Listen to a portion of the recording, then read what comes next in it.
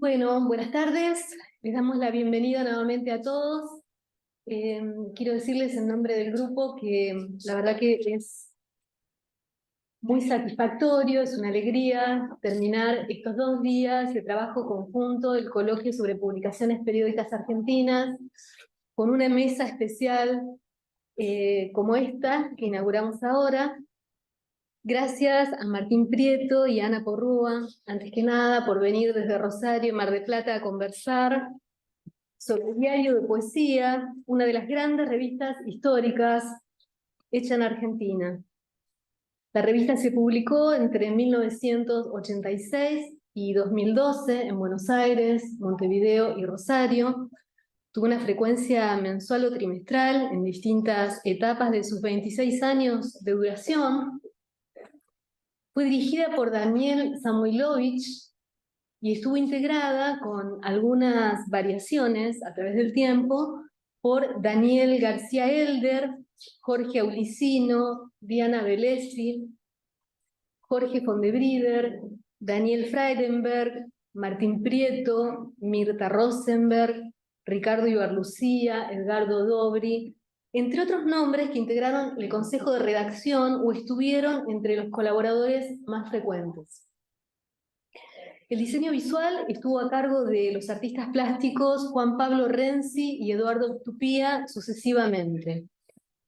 Publicó dossier dedicados a poetas argentinos como Juan L. Ortiz en el primer número, Raúl González Tuñón, Alfonsín Storni, Juana Vignosi, Francisco Brondo, Joaquín Gianuzzi, Fernández Moreno, Aldo Oliva, entre otros. Latinoamericanos como Virgilio Piñera, Marosa Di Giorgio, tuvo también dossiers sobre poesía chilena, sobre poesía brasileña hoy, nueva poesía de Venezuela, nueva poesía cubana, también dossiers dedicados al ámbito internacional más amplio, sobre Pasolini, Eduard Lear, Paul Celan, Ingeborg Bachmann, dossiers temáticos como el dedicado a la poesía irlandesa, a la poesía en el cine, a la relación entre poesía y música, a los diarios de poetas, a los catas de poetas, entre tantos otros. A partir del eje de nuestro coloquio, que es exhibiciones impresas, proponemos considerarla hoy como un dispositivo de exposición de la literatura nacional e internacional, dando a ver y a leer, como hizo, determinados textos, firmas, opiniones e imágenes de autor, avisos de libros, colecciones, editoriales. Y en particular, Diario de Poesía fue un importante espacio de visibilidad o escenario de aparición de ciertas poéticas desarrolladas en Argentina. La principal, llamada objetivismo, fue promocionada activamente en columnas de opinión, reseñas, encuestas y polémicas de la revista. Diario de Poesía cumplió un papel fundamental en la promoción de la llamada Nueva Poesía Argentina. El título de la revista, vale la pena pensar un poco en esto. En línea con ciertos rasgos bien definidos de su cuerpo material como objeto impreso, me refiero a su diagramación, la tipografía, el uso de las imágenes. El título hizo confluir dos ámbitos que suelen pensarse como distantes e incluso antagónicos. Diario y poesía suponen confluencia, pero también son un oxímoron y sobre todo una paradoja. Porque los dos términos nombran modalidades de escritura contrastadas por Mallarmé cuando proclamó al poema como el único lenguaje capaz de sustraerse al universal reportaje, a la vez que introducía en su poesía las variaciones tipográficas de los anuncios. En el libro Orfeo en el kiosco de diarios, Edgardo Dobri, uno de los colaboradores de la revista, de los participantes, digamos, de la revista, sintetizó así esa polaridad que atravesó la poesía moderna. Dice Dobri, la poesía, último refugio de la vida interior, es la escena de la singularidad y la individualidad. En el ámbito de la opinión pública, la subjetividad queda nivelada por lo colectivo. Solo en la poesía la subjetividad encontrará una forma única. La poesía, entonces, como antítesis del palabrerío de la prensa, por su trabajo intensivo contra la erosión de las palabras, se acerca a ella, sin embargo, cuando aspira a salir de la clausura del verso e ir más allá de un reducido círculo. Diario de poesía, con su apariencia periodística, el formato tabloide, ¿no? La presencia en los kioscos, su tirada de 7.000 ejemplares, de la que se enorgullecen en el primer número, un número muy masivo para una publicación de literatura, salió a la calle a buscar un público mucho más amplio que el grupo de pares, es decir, los poetas que se leen y se comentan entre sí. Diario de poesía salió a la calle, pero al mismo tiempo, podría decirse, me parece, rechazó la heteronomía del mercado y de la política. Si bien en ciertos contextos particulares y en notas específicas tomó posición sobre acontecimientos históricos y sociales del presente, como el alzamiento cara pintada del 87 o la ley de indulto, en términos generales se mostró como una trinchera de autonomía literaria, partidaria de un tiempo propio de la literatura, no coincidente con la cronología histórica y social. Y acá me gustaría tomar una cita de Martín Prieto, su breve historia de la literatura argentina, donde dice: anular el rol subordinado del texto a la cronología del mundo exterior para enfatizar la simple temporalidad de los textos, a partir de la cual es posible distinguir la noción de influencia, el destino pasajero de géneros y procedimientos, y el registro de los efectos condicionantes de la lectura. Al respecto, o mejor dicho, antes de eso quería decir que la poesía, digamos, aparece entonces como un mundo con sus propias reglas, las reglas del arte, podríamos decir tal vez con Bourdieu, y con una temporalidad propia. Al respecto, es sugerente una foto de 1986 que muestra a varios de sus integrantes posando frente a un gran afiche publicitario que anuncia la salida del primer número de Diario de Poesía. Sobre el mismo muro, donde está pegado ese afiche, otro discurso apelativo convoca a los lectores urbanos desde un grafiti que dice: Alfonsino dictadura, todos al obelisco. Basta leer también los números cercanos a diciembre del 2001, donde es difícil encontrar registro de las conmociones que nos sacudieron a todos, también sin duda a los hacedores de la revista. Otra cuestión que también es importante, ¿no?, en relación con la cuestión del periódico, es pensar la poesía como opuesta al periódico, pero que se acerca a él por su afición a la novedad. La afición a lo nuevo, ¿no?, el programa de modernización de la poesía argentina, fue otro de los rasgos destacados de Diario de Poesía. Rasgo que lo emparenta no solo con revistas anteriores a las que homenajeó explícitamente, como El Lagrimal Trifurca o Poesía Buenos Aires, sino también quizá con un venerable antepasado, el periódico Martín Fierro de los años 20, con el que compartió, además de la centralidad de la poesía, la aspiración a la autonomía literaria, la doble orientación hacia lo nacional y lo cosmopolita, la invención de estrategias para sacar el verso a la calle, la instalación de polémicas para la difusión de preferencias literarias, la promoción de poetas jóvenes y la postulación de una poética, el neobarroco, como antagonista frente a la cual afirmar una identidad propia. Bueno, con esta breve presentación inicial, que no es la de una especialista, sino la de una mera lectora salteada de la revista, y por lo tanto es una primera aproximación que se podría charlar. Damos paso a esta mesa integrada por los que sí son especialistas, los invitados especiales.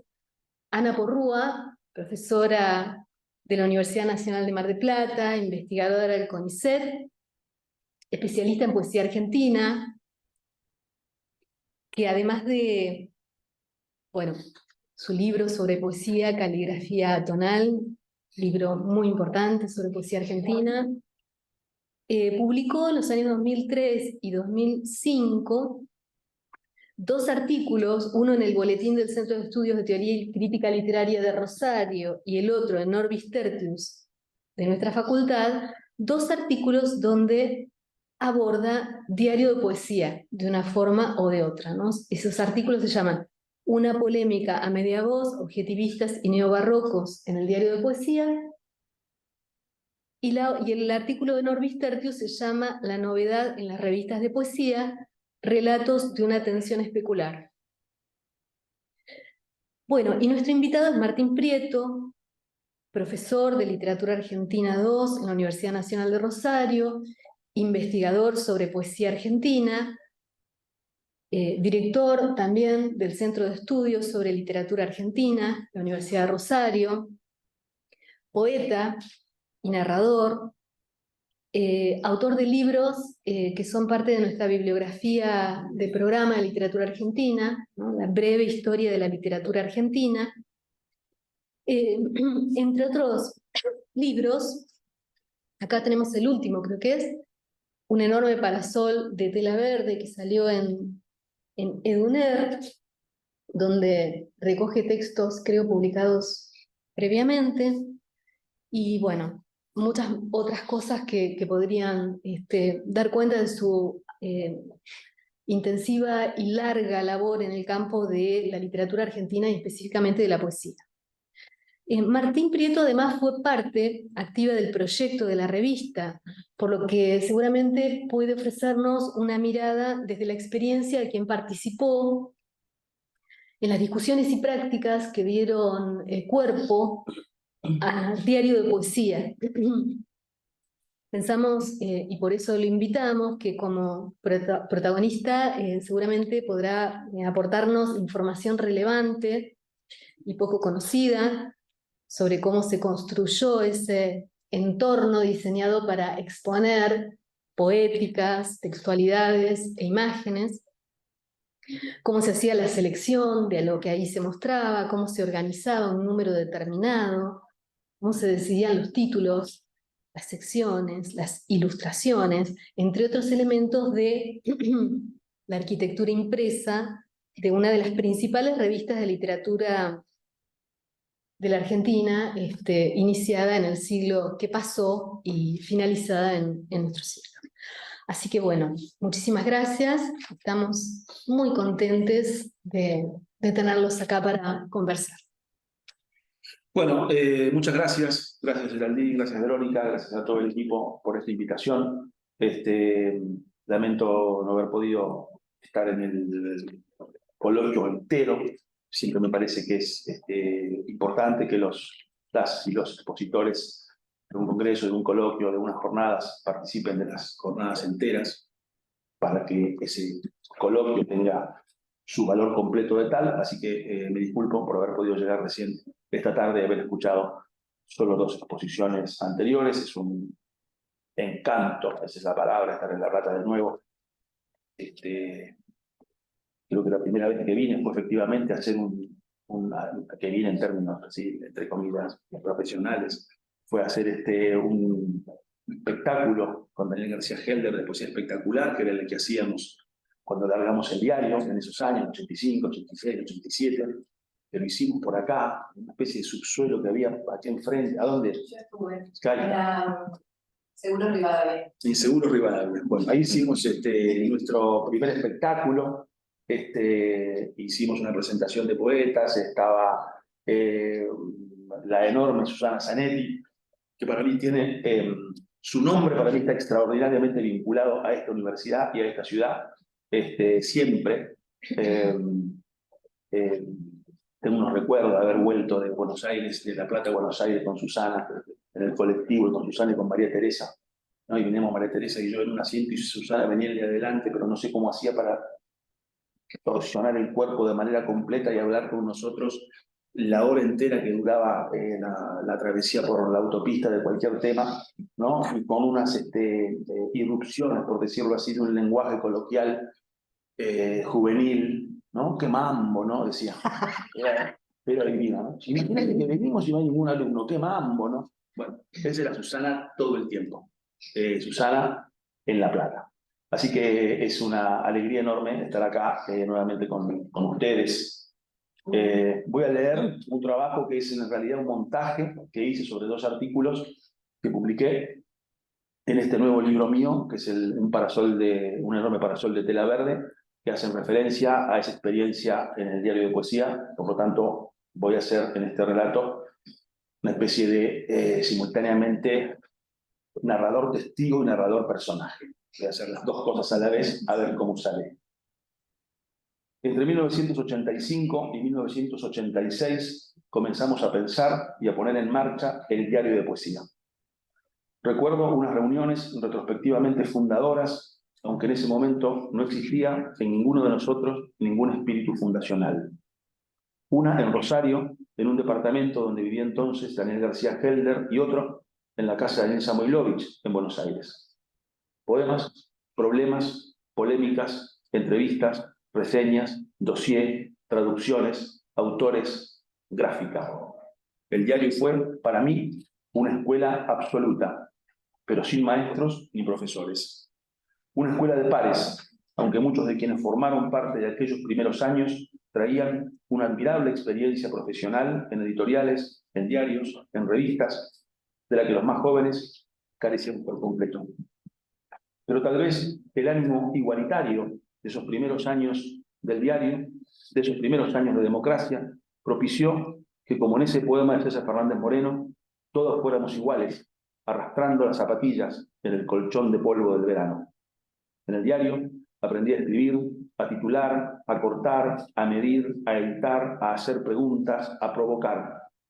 Tan atento, creo, al título de un libro que entonces circulaba entre algunos de nosotros, La literatura como provocación, de Jauss, de Hans Robert Jauss, a quien habíamos conocido a través de la revista Punto de Vista, como algunas de las ideas que portaba ese libro todavía luminoso.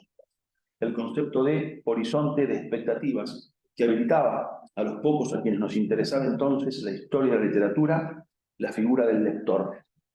La historia de la literatura no se basa, según Jauss, ni en una relación establecida post-festum de hechos literarios, ni en un acontecer de tradición anónima de obras maestras, sino en la experiencia de los lectores, que es la que sirve de intermediaria entre el pasado y el presente de la literatura.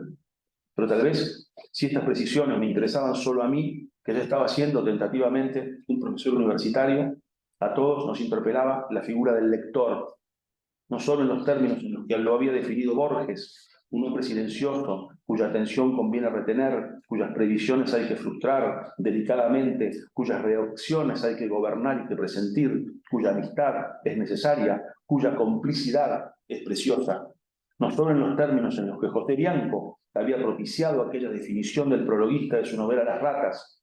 Necesito pensar en un lector, en un hipotético lector que se interese en los hechos que voy a referir, sino también en términos sociológicos y políticos, recuperando en el concepto y en la maqueta del diario y en los sumarios y en el diseño de cada uno de sus números, en sus intervenciones y en las polémicas que decidimos dar, aquellas inquietudes de los contornistas en cuanto a que no existiría literatura si se la pensara solo en los términos del autor. Salir a la sociedad, así fuese a la cada vez más reducida, pero sin embargo, como comprobamos, existente, dinámica e influyente sociedad de lectores, aún de lectores de poesía. Basta ya de prosa. Llegó el periódico de poesía para todos los lectores, decía la publicidad del diario. La publicación de las obras reunidas o completas de, entre otros, Juan L. Ortiz en el 96, Edgar Bailey en el 99, Fernández Moreno en el 99, Joaquín Januzzi en el 2000, Juana Vignosi en el 2000, algunas importantes editoriales comerciales de escaso o nulo catálogo vinculados con el género, y las 5 presentadas por críticos y poetas provenientes o relacionados con el diario, la proliferación a partir de los años 90 de diversas e influyentes nuevas revistas y editoriales de poesía, la paulatina inserción dentro de las políticas públicas culturales de festivales de poesía, son algunas de las consecuencias de la publicación del diario en la sociedad literaria. Creería que la primera gran intervención del diario en el campo literario, y tal vez la más programática, fue la que firmó García Helder en el número 4 de 1987 bajo el título El neobarroco en la Argentina. Allí García Helder contrapone a la suntuosidad léxica de los neobarrocos un diccionario restringido y a la indeterminación del sentido posmoderno, presente sobre todo en la obra de Arturo Carrera, de aquel Arturo Carrera, de Arturo y yo, por ejemplo, una máxima de Ezra Pound: la literatura es el lenguaje cargado de sentido. Ese artículo, que alcanzó el valor de un manifiesto, es simultáneamente opositivo y propositivo, ya que no solo impugna total o parcialmente el movimiento neobarroco, sino que instala a la vez los principios de lo que un tiempo después, en la misma revista, se llamó objetivismo, cuya ambición, destacada por García Helder, fue imaginar una poesía sin heroísmos del lenguaje, pero arriesgada en su tarea de lograr algún tipo de belleza mediante la precisión, lo breve, la fácil o difícil claridad, rasgos que de manera implícita o explícita censuraba el neobarroco. La biblioteca de los objetivistas, que puede seguirse a través de los índices del diario, incluye a Eliot, a Pound, a Cavafis, a William Carlos Williams, a Edgar Lee Masters, a Rilke. Y también, yo diría, y sobre todo, tiende a una nueva lectura de la poesía argentina y a la consecuente reformulación de una tradición nacional. Por un lado, como rareza, los nuevos poetas incorporaron a la trama de la conversación los relatos y las novelas de Juan José Saer. El Limonero Real, La Mayor, Nada Nada Nunca, Glosa. Con esos libros a la vista, y parafraseando a Pound, los objetivistas podrían haber dicho que por un momento la superioridad de la prosa sobre la poesía, aunque temporal, era obvia, y que nadie podía escribir buenos versos sin haber leído esos relatos de Saer. Se aprende más, decía Pound, acerca del arte de cargar las palabras con Flaubert que con los floridos dramaturgos del siglo XVI.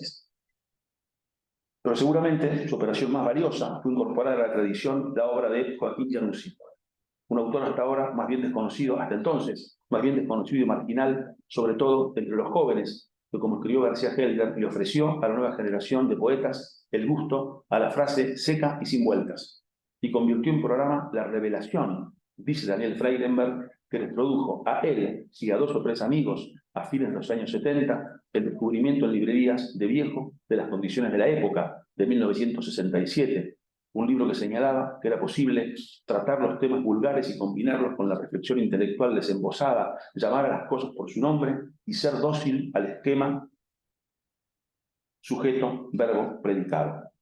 El realismo especulativo y metafísico de Januzzi, de gran factura técnica, sostenida retóricamente por un sistema metafórico tan austero como imaginativo, llevado a cabo con un repertorio léxico definido, próximo al habla común, pero no mimético ni populista, fue usado por los objetivistas como un catalizador que les permitió ensayar una nueva poesía realista y simultáneamente aplicar un principio de restricción léxica al desbordado diccionario de los neobarrocos. Sin embargo, la Biblioteca Argentina de los Objetivistas tuvo notorios puntos de contacto y de reunión con los de los neobarrocos. El primero, y más notorio, Juan Elópez, ¿no? Sujeto del primer dossier del diario y autor de una obra imperial cuya traza es indisimulable tanto en las obras de unos como de otros. En ese mismo primer número del diario, como una señal enviada al futuro, se publicaron en páginas sucesivas poemas de Oscar Taborda y de Néstor Perlonguer, ambos autores inmediatamente visualizados como emblemáticos de una y otra poética, por momentos enfrentadas o contrapuestas. Simultáneamente, algunos de los poetas de los años 50 comenzaron a ser programáticamente revalorados por los de los 80, indistintamente de su filiación. Leónidas Lamborghini, Francisco Madariaga, Hugo Paderetti, Edgar Bailey, Mario Trejo, Aldo Oliva, Arnaldo Calveira, Susana Tenon, Hugo Bola empezaron a circular y a ser leídos o releídos debido al oficio simultáneo de objetivistas y neobarrocos. Como la de estos últimos, la Biblioteca Argentina de los Objetivistas también estableció vínculos inmediatos con la latinoamericana, según puede verse siguiendo los sumarios de los primeros 10 o 15 años del diario. Los chilenos Oscar Hahn, Waldo Rojas, Pepe Cuevas, Gonzalo Millán, Enrique Lin, Edgar Ojara, Jorge Taylor. Los colombianos José Manuel Arango, Arturo Aurelio, Gómez Hattin, el venezolano Calzadilla, la uruguaya Cid Ceballos, fueron algunos de los autores presentados, algunos por primera vez, a los lectores y a los poetas argentinos. La novedad objetivista finalmente se valida a partir de su carácter reactivo, de su capacidad para promover casi de inmediato a su irrupción una cadena de impugnaciones. Algunas de ellas fueron publicadas en el Correo del Diario durante sus primeros años, pero sin duda la más importante, programática y de extendidas consecuencias fue la que firmó en 1991 Ricardo Herrera, en su libro La obra de Pigonal, ensayos sobre poesía argentina contemporánea, titulada Del maximalismo al minimalismo. Allí Herrera organiza una vigilante selección de textos de los primeros 5 años del diario,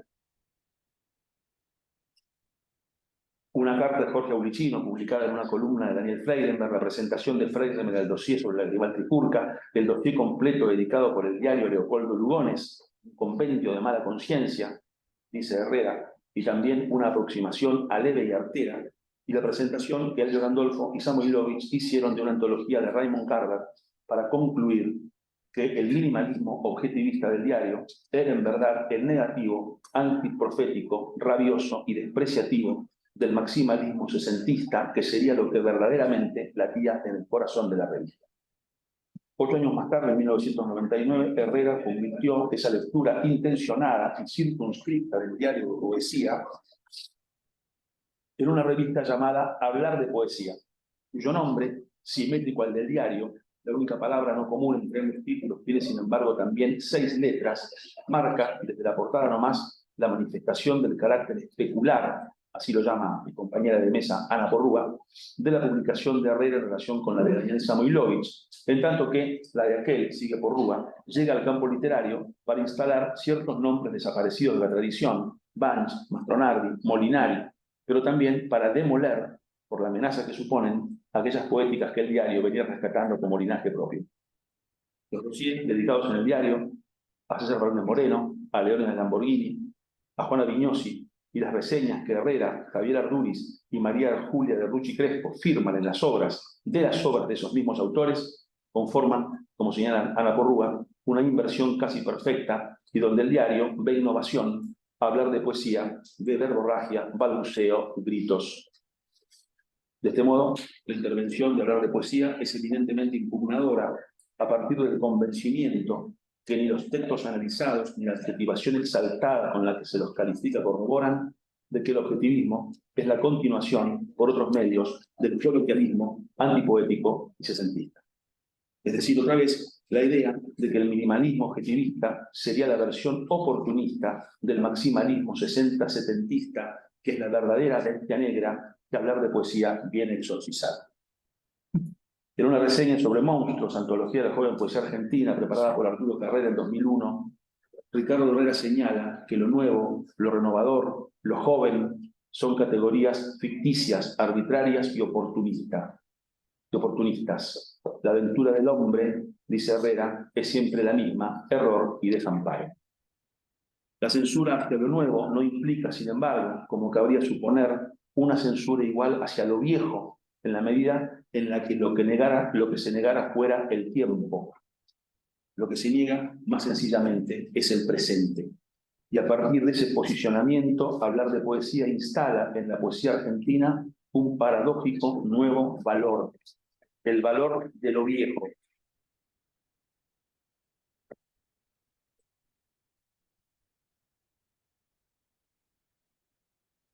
El valor de lo viejo, cuyas notas, equilibrio, forma, jerarquía, conservación, continuidad, sublimidad, interioridad y sobre todo lirismo, son las mismas que levantaban los poetas de 1940, autodefinidos por Luis Soler Cañas como los jóvenes serios y graves, completaba la idea León Benarós, que renacen 60 años más tarde como los jóvenes viejos. En esos mismos años, como decíamos, se publicó Monstruos, la antología de la joven poesía argentina, y allí Alejandro Rubio, uno de los antologados por Arturo Carrera, previendo o respondiendo anticipadamente el carácter de las réplicas, en la presentación programática de sus poemas, que puede ser leída como la de una generación, anota provocativamente ni bien empieza: la lírica está muerta. Y la imagina como un fantasma desleído que mendiga de los vivos un poco de atención póstuma. El carácter polémico de su intervención no debería obnubilarnos acerca de sus propósitos. Imaginar un poeta contemporáneo, él mismo, muchos de los otros antologados, que no prescinden de la lírica ni de la subjetividad, sino que la historizan, ponen en relieve el presente contra el fondo del pasado. El objetivismo para Rubio no es la ausencia de subjetividad, como lo leyeron los ideólogos del lirismo y de la epifanía, sino una actitud donde la subjetividad esté presente por ausencia, yacente, para ser leída en las entrelíneas del texto. Un año antes, en 2000, Martín Gambarota publicó Pseudo, que venía con la poderosa carga extratextual de ser el libro posterior a Punctum, con el que Martín había obtenido en el 96 el primer premio en el primer concurso del diario de poesía, y que se había convertido en una suerte de emblema del valor de lo nuevo, de eso que aún no se sabía bien cómo debía leerse, como señaló Daniel Samuilovich en la reseña del libro: bello en un género de belleza desconocido, que era lo que el diario como conjunto venía a promover y a instalar en la tradición de las vanguardias. Y es en Pseudo donde Gambarota escribe una estrofa que tiene el valor de un arte poética retroactiva, que sirve tanto para leer Pseudo como para leer Punctum, y sobre todo para despejar malos entendidos en cuanto a una posible adscripción de su obra a un realismo político o a un objetivismo elementales, puramente referenciales. No es lo que quiero decir, es casi lo que quiero decir, es lo que está al lado de lo que quiero decir. Podemos pensar a esta estrofa proclama como una traducción del ideario simbolista antiparnasiano y antiobjetivista de Mallarmé. Nombrar un objeto es suprimir las 3/4 partes del disfrute del poema que uno tiene al adivinar poco a poco. Sugerirlo, tal es el sueño. El realismo terrenal, desestabilizado por el simbolismo volado, o el simbolismo volado, enraizado en el realismo terrenal.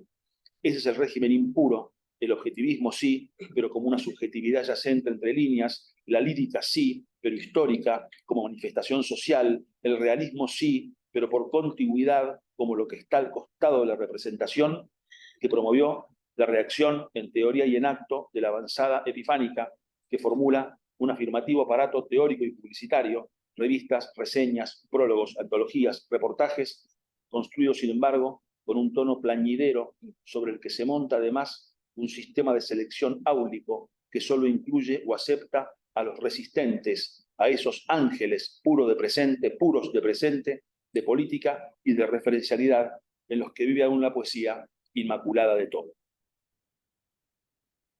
En el 2001 me fui del diario de poesía. En el verano de 1931, en el número 1 de la revista Sur, que tanto y tan bien habíamos estudiado con María Teresa Gramuglio, Druy-La Rochelle firmó una noticia titulada Carta a unos desconocidos. Una revista, dice Druy, es un grupo de hombres que se juntan en su juventud y que dicen juntos lo que piensan juntos. No es bueno que se reúnan demasiado pronto. Si son demasiado jóvenes, no tienen todavía nada que decir.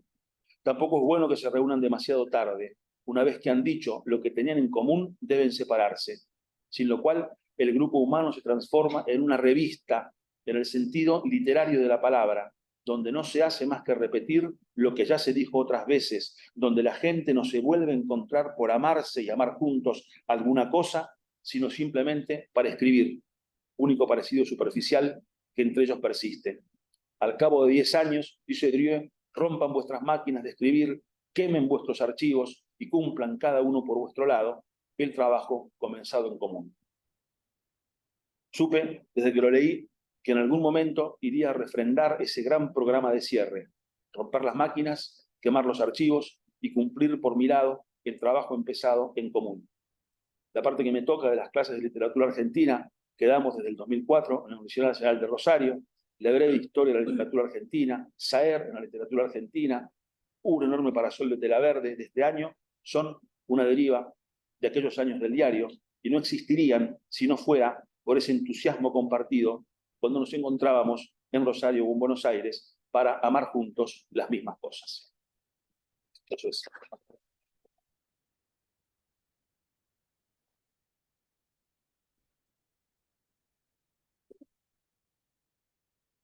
Bueno, no se sabe si es el sonido del futuro o del pasado, pero está acá atrás. Yo no sé, no.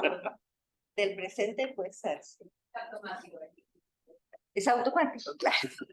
El pasado y el futuro también. Bueno, sin título, digamos. Sí.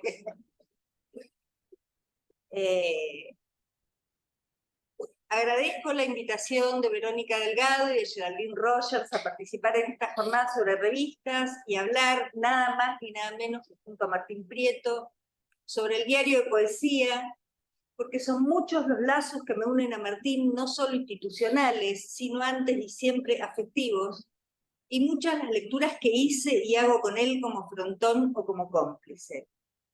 De hecho, si yo tuviera que escribir mi historia como lectora, la poesía de Martín, sus intervenciones en el diario, sus artículos y su breve historia de la literatura argentina aparecerían una y otra vez. Acepté inmediatamente el convite porque el diario de poesía es una revista que también me hizo la lectora de poesía que soy hoy y porque fue mi objeto de investigación. Es una revista que leí en el momento que salía cada número, pero también retrospectivamente, buscando debates y figuras hasta en la letra chica. Fui ahora a mi currículum para ver qué había escrito sobre el diario, algunas entradas en caligrafía tonal, 2011, pero antes, y la verdad que las fechas me sorprendieron, un par de artículos al menos en los que traté de pensar qué se genera alrededor del objetivismo argentino, las polémicas que se abren, la polémica fue central en los modos de leer del diario, las ideas de novedad, etc.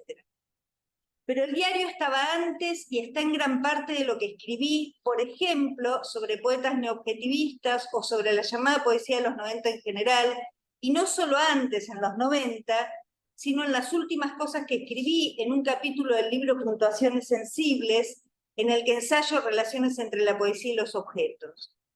Los tramos últimos de este contacto me llevaron a buscar el índice en Agira, que yo le digo Agira, ¿no? Bueno, es Agira, pero me sale mejor Agira. Ese increíble archivo de revistas argentinas organizado por Silvia Zaita. Los números de la revista que había leído a medida que salía, y también retrospectivamente en papel, para escribir sobre publicaciones periódicas, están ahora digitalizados. Pero entonces, ¿por dónde empezar? ¿Cómo volver a hablar, escribir sobre el diario de poesía sin repetir? La pregunta siempre para mí es el inicio, el lugar aleatorio o central en el que me voy a parar para empezar a escribir.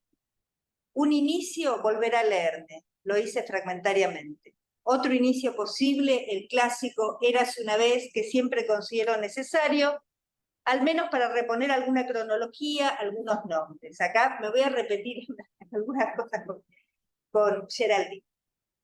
Apunto entonces unos datos sobre el diario, que a un costado del nombre, en la tapa, dice periódico, y a la izquierda, información, creación, ensayo. Salió entre el año 1986 y 2012.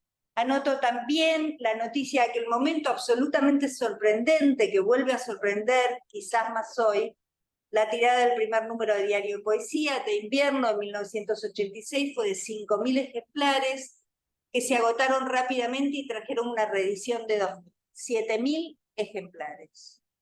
Apunto que el formato del diario fue el de un diario, tabloide, y que se exhibía colgado en kioscos, en principio en Buenos Aires y Rosario, y se encontraba en algunas librerías.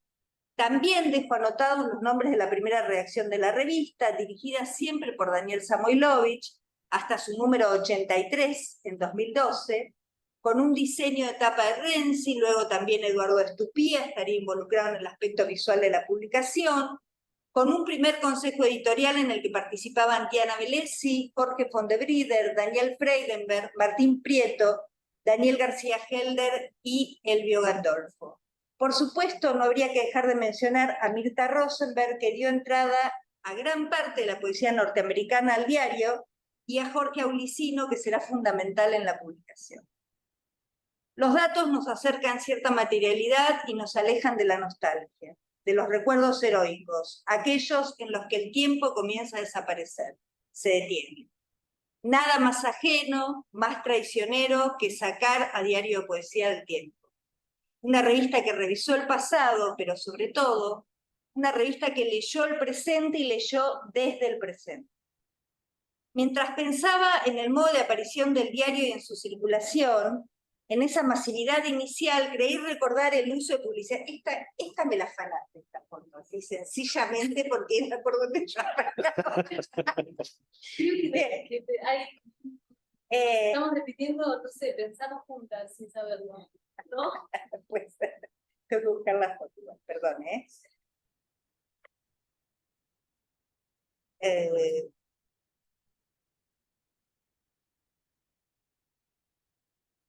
Bueno, entonces, mientras pensaba en la masividad del diario y pensaba en la forma de circulación, creí recordar que el Diario de Poesía había hecho publicidad, había alquilado cartelera comercial callejera para hacer publicidad. Le pregunté a Martín, que me mandó inmediatamente esta foto. ¿No? Entonces algo de este presente, de este que vivimos ahora, resonó en esta foto de Mimí Doretti, que apareció en Diarios del Momento. Algo volvía y traía al presente del diario, el presente del diario como historia y como síntoma a la vez. Supe que había encontrado por dónde empezar. En la foto, derecha-izquierda, están Ibarlucía, Condebrider, Juan Pablo Renzi, Padeletti, Samuilovich, Prieto y García Helder, los dos más jóvenes del diario, los que primero se van del grupo en el 2001, a 15 años de su creación, y marcan, a mi modo de ver, una primera etapa de la publicación. Detrás de ellos, los afiches de publicidad del número 1 de la revista. Aunque no se lee bien, ahí está la consigna al momento, esa que acaba de traer Martín: basta ya de prosa, llegó el periódico de poesía para todos los lectores. Debajo decían los mejores kioscos. Una retórica publicitaria ajena a la poesía, al menos desde las vanguardias, y en relación con estas, más ajustada a una circulación periodística con un enfoque masivo propio de la época. El basta ya de prosa podría desplegarse como un basta ya de una idea de la poesía como zona exclusiva de ciertos lectores, especializados, seguramente poetas, aunque la mayoría de los mencionados armadores del diario lo eran, lo son, y el costado que resalta esa posición está en para todos los lectores. Pero hay otro basta ya en la foto, que tal vez ya vieron, en realidad se los contó Geraldine. Una consigna Alfonsino dictadura, digo, por eso vuelve como síntoma, ¿no? Firmada por la Juventud Radical y la Junta Coordinadora Nacional, que además hacen un convite el 26, todos al obelisco. La inscripción en la pared es de 1983. Ese obelisco, esa convocatoria, es la que se da el 26 de octubre, unos días antes de las elecciones, que son del 30 de octubre, en las que Raúl Alfonsín fue electo. La vuelta de la democracia después de 7 años de dictadura y de horror. Basta ya de dictadura, basta ya de prosa. Todos a la plaza, para todos los lectores. Está un poco forzado, pero está bien. Es un contrapunto, no exacto, pero ahí están las consignas para que las leamos, que enlaza tiempos. El 83 de la pintada, el 86 de la foto, y del primer número del diario. Lectores. A ver cuál era. No creo. Pero bueno. El lapsus breve, 83-86, pero lo primero que pensé cuando miraba la foto es en una forma del presente, no del pasado en el presente. Es decir, no el 83 como el pasado, sino el presente en el presente del 86. ¿No? Reforzada por la persistencia de las inscripciones de 3 años atrás. Hoy casi impensable. ¿No? El repique del 83 en el 86 no supone, por supuesto, una inscripción partidaria, sino que es una condición de posibilidad del diario de poesía, que apunta a ampliar el público y lo que se da a leer. No hay un poeta argentino prácticamente que no haya publicado en el diario. De hecho, todas las revistas que circulaban desde antes y circularon en el momento en que apareció el diario, como Último Reino, como Xul o como La Danza al Ratón, todos esos poetas publicaron en el diario, por supuesto publicó Carrera, por supuesto publicó Perlonger, todos, podríamos decir, Peretnik, ¿no? Entonces, esa amplitud, una biblioteca democrática, amplia, pero sobre todo un modo de lectura, una réplica, una discusión saliente que tiene uno de sus ejes fuertes en la revisión y, ¿por qué no, demolición? Parece que yo uso la palabra demolición porque me citaste diciéndolo en el 2000 y pico, de la épica. La nueva objetividad trae a Pound y trae planteos sobre una poesía, como decía Daniel García Helder, en el artículo en contra del neobarroco, sobre una poesía sin heroísmos del lenguaje, y a la vez derribar las versiones, se propone derribar las versiones heroicas de la poesía argentina. Lejos quedarán la idea de poesía como zona de resguardo, que está presente desde el título de la contemporánea Último Reino, que agrupaba desde 1979 a los poetas neorrománticos, dirigida por Víctor Redondo, pero también lejos está la idea de la poesía como lugar de resistencia, como impulso hacia la revolución política. Porque la democracia de diario de poesía, la que da a ver una biblioteca amplia, muy amplia, de poesía extranjera, pero sobre todo latinoamericana y argentina, intervendrá cada poeta, en las secciones en que esto es posible, reseñas, dossier, incluso entrevistas en las columnas, a partir del desplazamiento y el corte. Algunos ejemplos. El dossier Ezra Pound, en el número 3 de la revista, que es del verano de 1986, señala solo incidentalmente en la cronología y en algunas de las notas o ensayos la relación del poeta con el fascismo. La propuesta de lectura es incluso la del propio linaje, el de ese neobjetivismo que fue parte del diario, que se construyó desde el diario, podríamos decir. Los ensayos abordan aquello que aporta Pound, la fanopeia, la melopeia, la logopeia, sobre esas aristas técnico-teóricas, sobre esas herramientas de lectura, escribe Pontebrider, encargado de la coordinación de este dossier, el ideograma, la visibilidad de la nota de Faustino. ¿Será justo Juan Gelman el que haga explícita esta operación de desplazamiento cuando comienza su nota con la mención del dato biográfico para separar las aguas de la ascripción política que lo llevó a Pound a una jaula y proponer la lectura de los cantos desde una impronta fuertemente anticapitalista? La política para el diario se lee en los textos, no en las biografías. Otro ejemplo es el dossier Leopoldo Lugones, que es del número 13, que es de agosto de 1989, que extrañamente trae como clave de presentación también una pregunta de Pound. Prieto retoma algunas consideraciones de cómo leer, de Pound, que ahí ensaya un estado de la cuestión artística y traduce esas consideraciones en una pregunta contundente, bastante provocadora. ¿Qué nos sirve ahora de ayer? El diario, en agosto de 1989, trae el monumento de la historia de la literatura argentina y, además de las notas, presenta reseñas bibliográficas bajo el título Lugones en 1989. Entonces, Gandolfo, Feiling, Graciela Montalvo, entre otros, leen los libros de Lugones, Las montañas del oro, Los crepúsculos del jardín, Lunario sentimental, Odas seculares y más. El giro se da en el modo de leer de quienes en el título del dossier se consignan como nueva crítica. Es Lugones, pero la consigna es ver qué de Lugones sirve hoy para la literatura, para la poesía. Así Gandolfo señala rasgos de la actual fantasía épica, epic fantasy, en la estruendosa lujuria masturbatoria y los altares íntimos de los versos lugonianos. Feiling habla de un Lugones pasible de ser utilizado, ese que usa la literatura para producir más literatura. Montaldo, por su parte, dice que leer Lunario es como hojear una revista de modas, ya que una buscada composición de figurín ha guiado gratamente a Lugones, y celebra la invención de un lenguaje para sus poemas que a la vez deslocaliza esos poemas. Ver, escuchar qué sigue funcionando del pasado como un modo de desarmar el monumento, de poner en primer plano aquello que fue leído como hastío o directamente no leído como una posibilidad del presente de la poesía.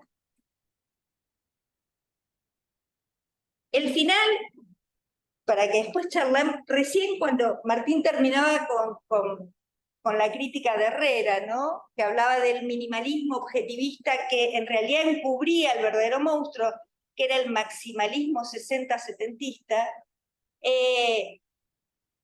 ese monstruo que supuestamente hablar de poesía viene a exorcizar, ¿no? Cuando Martín dijo eso, yo pensé en otra operación, que no es una operación que descubro ahora, que sigue discutiendo, digamos, con Herrera, de alguna manera, que es que en realidad el 60 es una...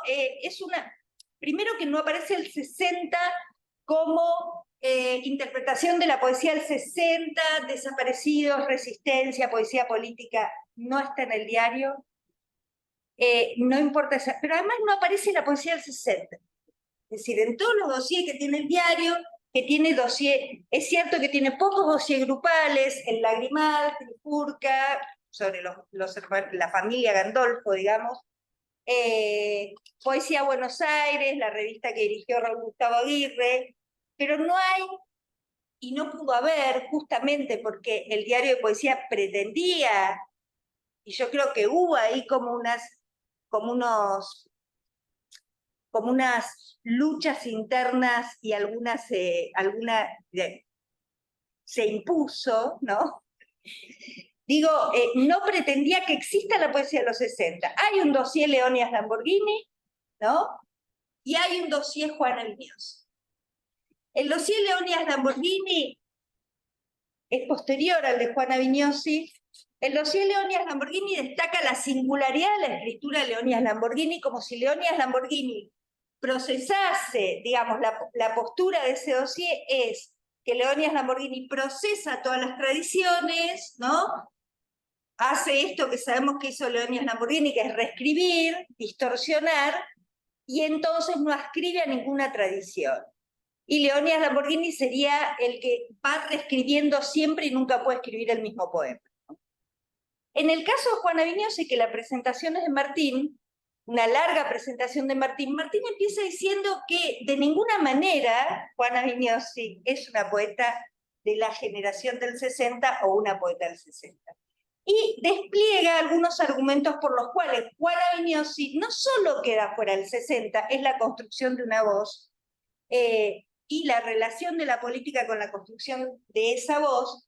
Digo, en la cronología aparece Juana en el Panduro, Juana con Castelnuovo, Juana con Hellman, en esa cronología está Juana dentro del 60, en la presentación no está Juana dentro del 60. Nunca hubo un dossier Hellman, por otro lado, en el diario. Eso es lo único que querés decir. Decirlo de una buena vez. Eso es lo único que querés. Hace media hora que estás carcomiendo alrededor para decir nunca hicimos una solicitud. No, no lo hicimos. No lo hicimos. Hicimos un Urondo también. Sí, es cierto, es cierto. Bueno, pero en ese dossier vos hablas de esa voz y ahí me parece que es interesante, ahora hablando en serio, me parece que es interesante el trabajo que hace sobre la tradición y sobre la temporalidad del diario de poesía, porque en última instancia lo que termina diciendo Martín, y es muy convincente, es que Juana Viñosi es una poeta de los 90, ¿no? sí. Entonces Juana Viñosi está en el futuro, no solo no está en los 60, sino que tampoco está en los 80, ni está en los 70, no está en los 80, sino que es una poeta de los 90, que por otro lado es lo que siempre quiso Juana Viñosi, pero vos lo dijiste antes, ¿no? Bueno, eso, nada más.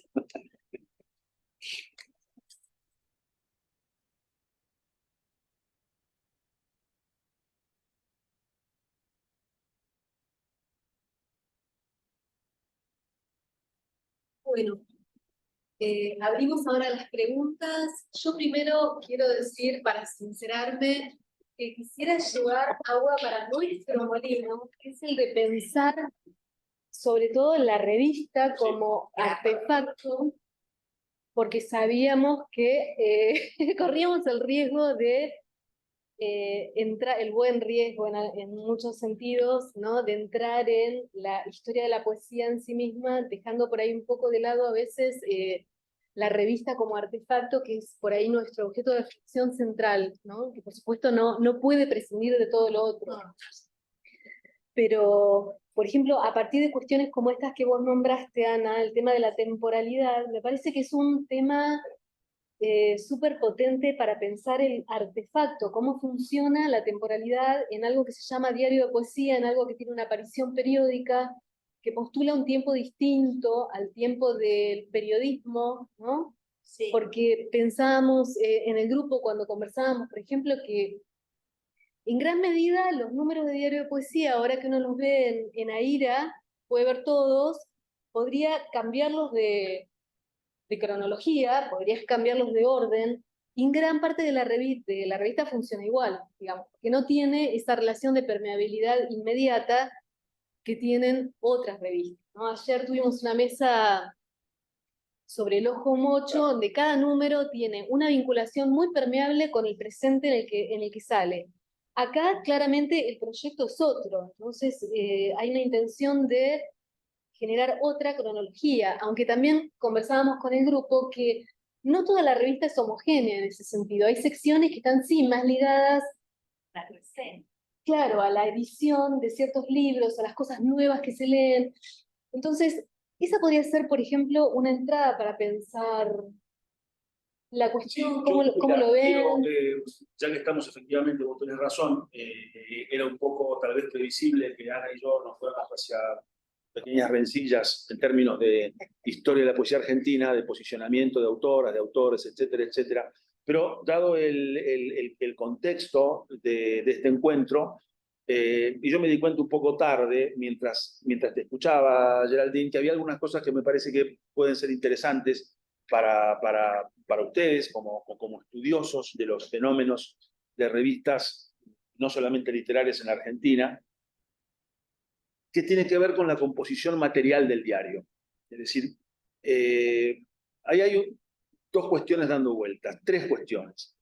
En primer lugar, hay un antecedente, ¿no? Un antecedente del cual se habla poco, y hoy lo recordé cuando escuchaba la exposición sobre la revista Macedonio, que es Martín Real. Martín Real dirigió una revista de la que salió un solo número, que se llama Diario, no me acuerdo, ¿cómo? Revista de poesía, y por supuesto le puso un paréntesis, no me acuerdo si en D o en poesía, porque estaba muy de moda en esa época ponerle paréntesis a cualquier cosa con unos valores sin sentido evidente, ¿no? Había un paréntesis. Tenía el formato de un tabloide, tenía un formato tabloide y tenía la idea de un diario, aunque su contenido no era en absoluto periodístico, ¿no? Era un artículo de Nicolás Rosa, unos poemas de no sé qué, bueno. Pero había algo ahí que a nosotros nos atrajo como idea. Esto por un lado, como un antecedente que me parece que es importante y justo señalarlo. Luego hay una cosa que es muy importante. Daniel y yo, Daniel Samuilovich tenía ganas de hacer una revista de poesía, yo tenía ganas de hacer una revista de poesía, empezamos a hacernos amigos, nos conocimos, esto es muy importante, en la redacción de Punto de Vista, o sea, en la oficina de Beatriz Sarro nos conocimos Daniel Samuilovich y yo, y la revista, nuestra revista, y si no se me había ocurrido hasta que te escuché, que otra de las consecuencias del diario de poesía fue en la modificación de la presentación de los sumarios de Punto de Vista. Nuestra revista tenía un estrecho vínculo con Punto de Vista. A través de Juan Pablo Renzi, a través de María Teresa Gramuglio, a través de Beatriz, pero a través también de que durante mucho tiempo las oficinas del diario y las de Punto de Vista estaban en el mismo lugar. Es decir, había un espacio común en la calle Mitre, me parece que era, Mitre del 1900, en Buenos Aires, que era como una vieja casona, donde estaba la oficina de Punto de Vista, la oficina del Club de Cultura Socialista, la oficina del Diario de Poesía, la oficina de la revista Ciudad Futura. O sea, y toda esa gente, todos nosotros nos encontrábamos en general los viernes, cuando eran las reuniones del diario, que yo viajaba a Buenos Aires, nos encontrábamos los viernes allí, después muchas veces había reuniones del Club Socialista en las que eventualmente nos quedábamos o no nos quedábamos, o nos quedábamos a tomar unos whiskies antes de que empezara la reunión, después nos íbamos, pero había mucho vínculo inclusive personal, que también es importante, ¿no? Para ver cómo se armaba ese asunto. Hay a su vez un asunto muy importante también, que tiene que ver que los primeros 2 o 3 números del diario se hacen no todavía en esas oficinas, sino en las oficinas de una editorial, que era la editorial Juego Sancó. La editorial Juego Sancó era una editorial que tenía Daniel Samoilovich y Jaime Poniatchik. Daniel Samoilovich y Jaime Poniatchik tenían, y Daniel todavía tiene, Jaime ya murió, una editorial de revistas de juegos, revistas de crucigramas, revistas de juegos. Importan revistas. De hecho, Daniel hizo un juego que todos habrán jugado, que es el Carrera de Mente. Ese famoso Carrera de Mente lo hizo Samoilovich. Muchas de las preguntas del Carrera de Mente las hicimos con Daniel, trabajábamos como negros porque nos pagaban solamente las preguntas aprobadas. Estaba 100, te aprobaban 20, te pagaban 20. Bueno, ahí trabajábamos con Daniel también. Pero esto lo cuento, ¿por qué? Porque la distribución y la tirada del diario tienen mucha relación con ese editorial. Nosotros tiramos 5.000 ejemplares porque 5.000 ejemplares era el número mínimo que aceptaban los distribuidores para entrar en lo que se llamaba playa. Es decir, para entrar en playa de distribución nacional, vos no era que ibas con tu revista y te la distribuían en Calle Corrientes y en Rosario. Vos tenías que tener una tirada mínima de 5.000 ejemplares para que ellos hicieran una distribución nacional. Eso fue lo que definió el número, ¿no? Nosotros queríamos hacer una revista con pretensiones expansivas, no de masividad, sino expansivas y que fueran un poco por afuera de las librerías. Pero el número lo decide la playa. La playa dice, no se reciben menos de 5.000, y ante nuestra sorpresa, esos 5.000 ejemplares se agotaron en ese primer número y propiciaron la honorable reedición. Tiene una banda, yo tengo un número de ese número, tiene una banda que dice segunda edición de ese primer número de revista.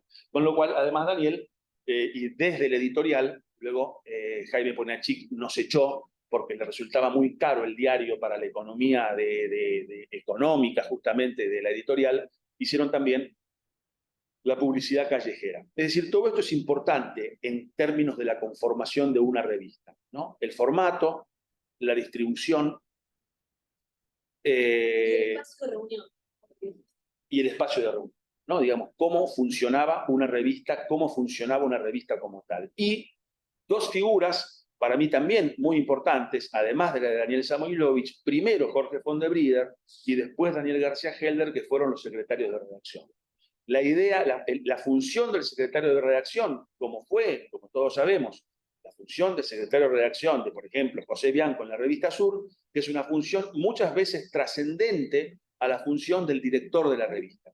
El director de la revista muchas veces consigue la guita, muchas veces tiene una idea más general del asunto, ¿no? Pero muchas veces el secretario de redacción es el que recibe a los escritores, el que recibe los materiales, el que los busca, el que está un poco más, diría yo, muchas veces que el director, en el cuerpo a cuerpo con los colaboradores, etcétera, etcétera. Entonces ahí me parece que son cuestiones que tienen que ver un poco, y me alegra poder presentarlas acá, con la factura material de la revista, ¿no? Inclusive también ahí es muy importantísima la presencia de Juan Pablo Renzi como autor de la maqueta del diario. Más allá de las distribuciones, digamos, de los diseños de cada uno de los números, la maqueta, este número está dibujado, es un dibujo precioso de Renzi que se expuso cuando se cumplieron los 25 años del diario, los 20, no me acuerdo, Daniel estaba muy entusiasmado, Samoilovich, e hizo unas exposiciones en Osde, en Buenos Aires, y después las llevó al Parque de España en Rosario, y están los dibujos de Renzi. Renzi dibujaba primero la tapa, es muy alucinante, ¿no?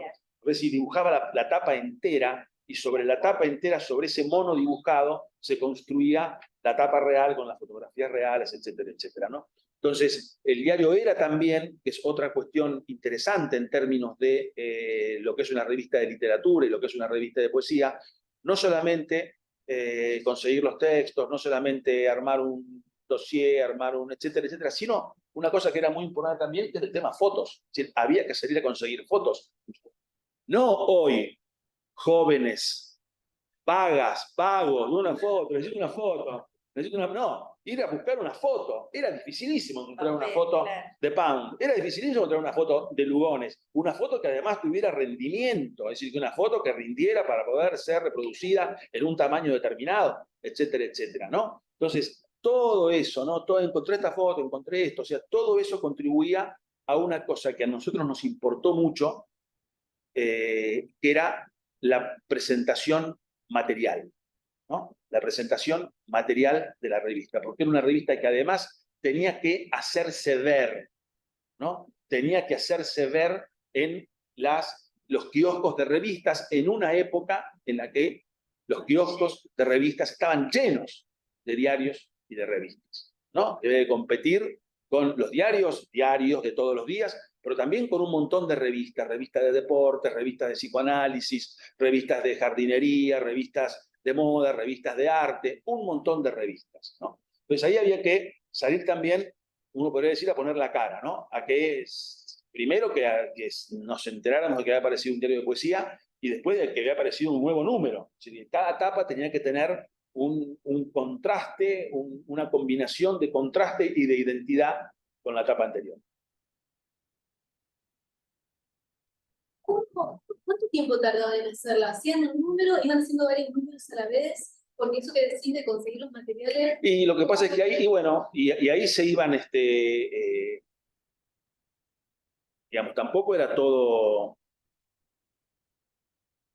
Era un poco disperso también, digamos. Se iban tirando ideas, se iban...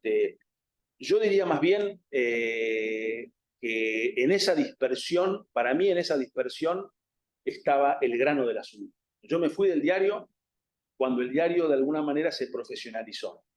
Cuando el diario se profesionalizó, cuando ya se sabía, bueno, dentro de 3 números tal cosa, bueno, yo me voy a Canadá, entonces traigo unos poetas canadienses. Cuando se hizo una cosa más de una estructura con la que había que cumplir, la estructura dossier, entrevista, cronología, reseña, cuando eso ya se profesionalizó de alguna manera y dejó de haber cierta cuestión vinculada con el desamparo, ¿no? El desamparo en el sentido de qué vamos a hacer, el desamparo de nos olvidamos. O sea, el diario de poesía, por ejemplo, no sacó una reseña del arte de narrar de Saer. ¿Cómo no sacó una reseña de un libro para casi todos nosotros emblemático, que se publica en la Universidad Nacional del Litoral en el 87? Nos olvidamos. O sea, que no había una grilla de obligaciones. Había discusiones, había... Claro. Hellman fue un tema de discusión enorme. Fue un tema de discusión enorme. Sí, no, Hellman sí, Hellman no. Había entusiastas de Hellman, había no entusiastas de Hellman. Y el resultado era un resultado producto de discusiones también. De discusiones que estaban muy buenas. Es decir, tampoco, volviendo a esta, ahora me vuelvo a la historia de la poesía, pero también al periodismo de revistas, tampoco el 60 tuvo esa revista. Como el 50 tuvo, como el 60-70, como el 70 tuvo el Lagrimal, como el 50 tuvo Poesía Buenos Aires, el pan duro no ameritaba para un dossier el pan duro, independientemente de la trayectoria posterior de sus poetas, ¿no? Claro. Y de la antología esa preciosa que anda dando vueltas por ahí, que se hizo sobre el pan duro en su momento, ¿no? No tenía, como no tenía piola, por decirlo así. Me parece a mí, nos pareció en ese momento.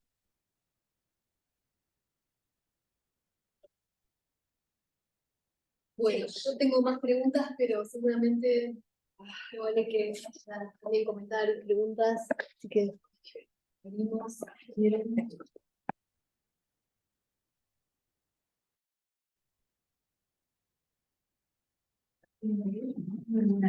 Hoy decías hoy decías que para hacer este diario había que estar en la calle. ¿Querés contar un poco? Claro, es decir, yo creo que hay una cuestión... Ahí vuelve. Ah, es un micrófono, no me quedaba claro. Sí. Ese aparato que Iván andaba dando vueltas, pensaba que era... Bueno, yo creo que el tema del... Lo hablábamos ahí en relación con los suplementos culturales de hoy, ¿no? Yo creo que una revista literaria, un suplemento, es con gente en la calle, ¿no? Es con gente en la calle. Es decir, uno tiene que estar en las lecturas, tiene que estar en las ferias, que entonces no las había tanto, tiene que estar en los festivales, tiene que estar con el oído atento a lo que está pasando, ¿no? Con el oído atento a lo que está pasando, de qué se está hablando en la universidad, de qué se está hablando en las universidades, ¿no? Nosotros teníamos Mar del Plata, La Plata, Rosario, Buenos Aires, Córdoba un poco menos, pero también Córdoba, Santa Fe, ¿no? Poco esa circulación. En esa circulación también nosotros íbamos recogiendo muchos materiales, ¿no? Digamos, recogiendo materiales que no estaban en ninguna parte. Es decir, por ejemplo, el artículo que hicimos con Daniel García Helder para ¿cómo se llama? Para un panorama o para un punto suspensivo de la nueva poesía. Borrador. Para, no me acuerdo. Boceto, número, eso. Boceto, número. Eso. Ese boceto número es un boceto, efectivamente, que tiene que ver con eso, que tiene que ver con, por un lado, lo que significaba el mismo diario de poesía, a la cual iban jóvenes, llevaban sus papelitos, etcétera, etcétera, pero también los talleres literarios, cómo estábamos nosotros en los talleres, a dónde íbamos, con quiénes nos encontrábamos, y eso le da un aire contemporáneo, ¿no? A una revista como El Diario. Qué sé yo no podría hacer eso hoy. Yo verdaderamente no podría hacer una revista de literatura hoy, porque haría una revista de historia de la literatura, no haría una revista de la literatura porque no sé, porque ya está para mí, ¿no? Ya está dormir en la casa de un flaco, dormir en un sofá, tomarme el colectivo, o sea, ya no tengo esa energía, no tengo ese cuerpo, no tengo esa ansiedad, no tengo ese deseo. Pero sin todo eso, sin ese cuerpo, sin esa ansiedad, sin ese deseo, mejor no lo hagas. Entonces, cuando yo veo, que era lo que hablábamos antes, cuando vos ves los suplementos culturales de hoy, cuando ves Eñe, que te querés matar, como dicen en la cancha, te querés matar, te querés matar, te querés matar cuando ves Eñe, cuando ves La Nación, que todas las notas las firma Daniel Gijena. ¿Cómo puede ser? ¿Qué valor de revista tiene eso? ¿Qué valor de revista tiene Página 12 si todas las notas las va a firmar Silvina? ¿Qué valor de revista tiene eso? Ningún valor de revista. Ya no hay calle, no hay mugre, no hay sofá. Sin calle, sin mugre, sin sofá, sin coche, no cama, ¿no? Sin coche, no cama, la cosa no va. Es así. Bueno, hay internet. Bueno, pero justamente la internet no tiene mugre. La internet no tiene mugre. Yo digo mugre, mugre, mugre, baño, mugre. Mugre de verdad, ¿no? En tu casa con internet, che, ahora vengo, apago la cámara porque estoy mal peinado.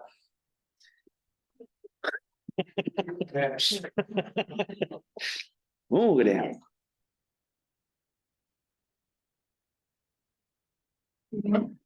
Sí.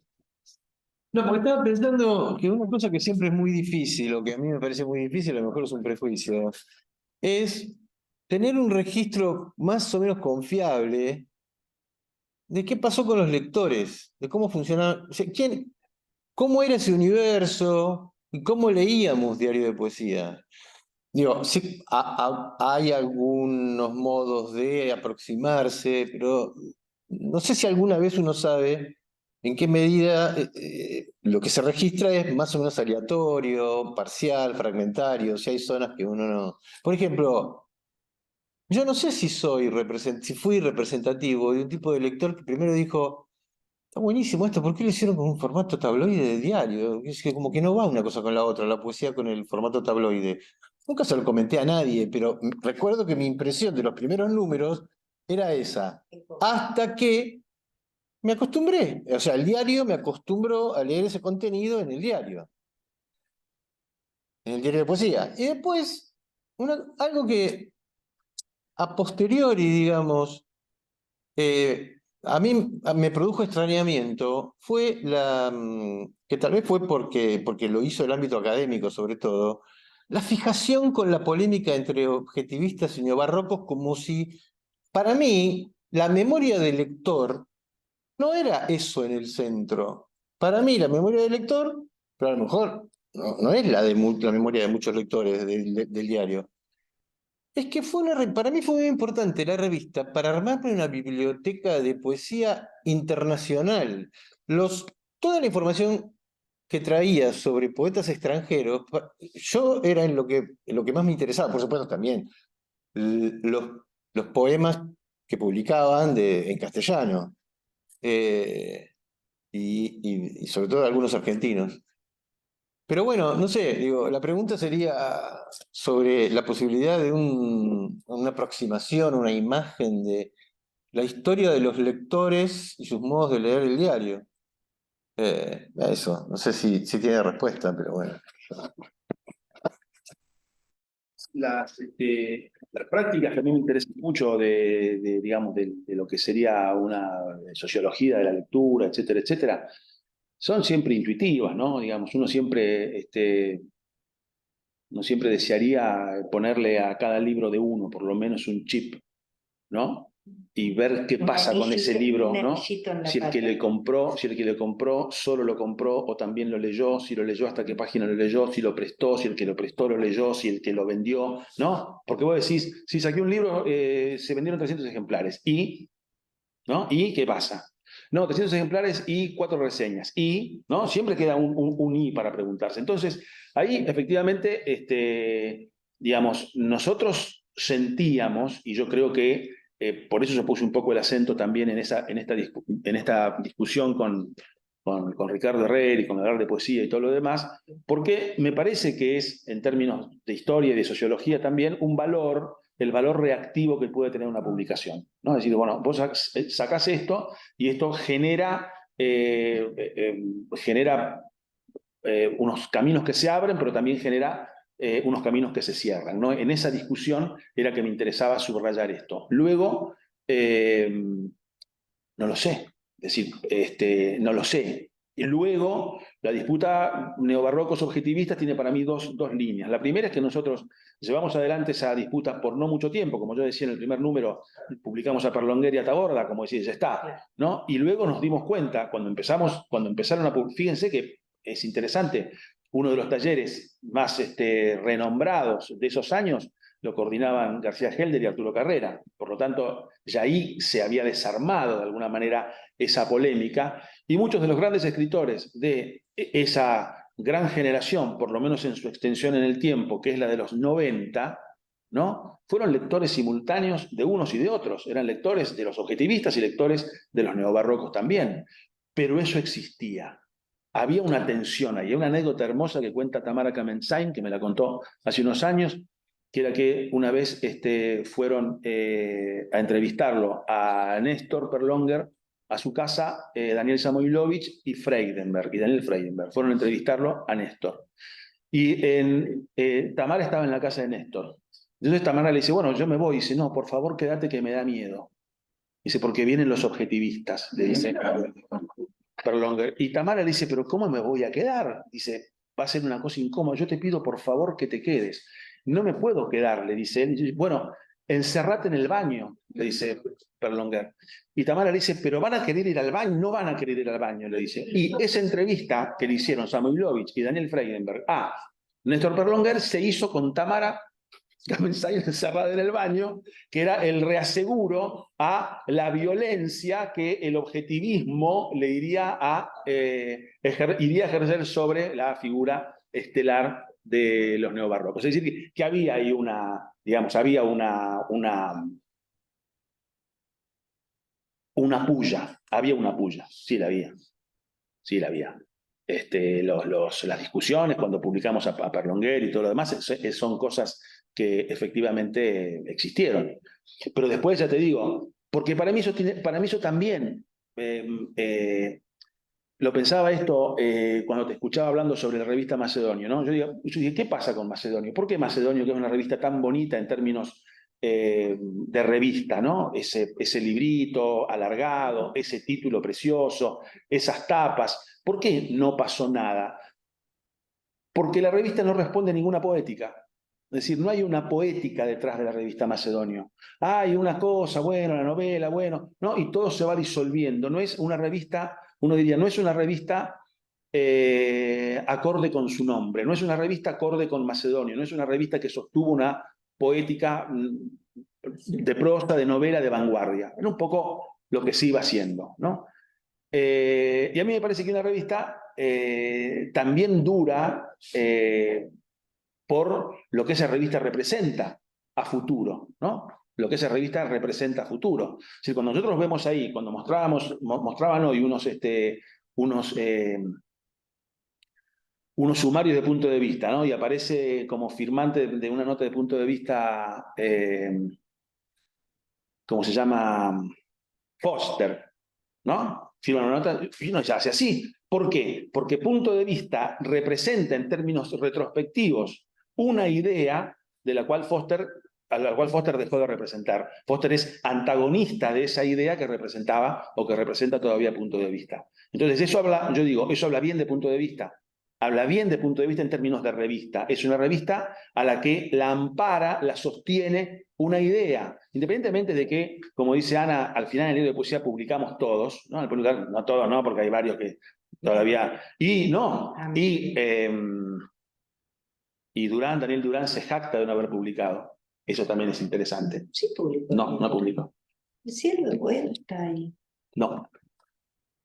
¿No?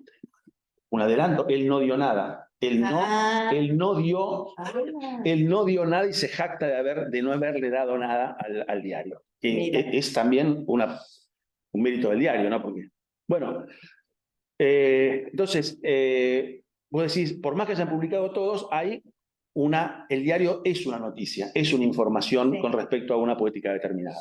Eso me parece que también es importante en términos de una revista, como lo fue Martín Fierro, como lo fue Los Pensadores, como fue Contorno, ¿no? Yo pienso que en relación a los lectores, más allá de lo que nos acordamos nosotros, ¿no?